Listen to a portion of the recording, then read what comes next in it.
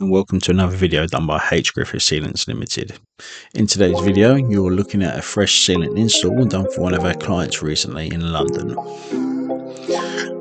The colour to the skirting board that we've used is Mapei 103 Moon White, and we've also used it in the kitchen area as well. It gives it such a nice transition between the floor to the skirting boards. Really nice colour match. Here we've cut out the existing sealant to this shower.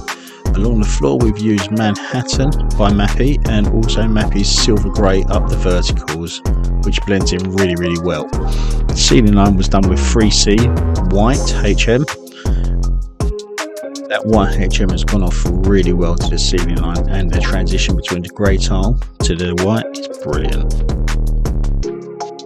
Another video coming up is one of the marble bathroom where we use Otto chemie S70 in that because it's a stain free for the marble. Here you've got the hallway, another nice bathroom there, absolutely beautiful bathrooms these.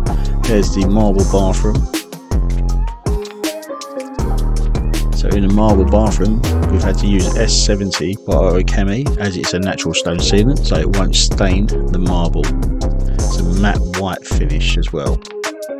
Thank you very much. Like, share and subscribe.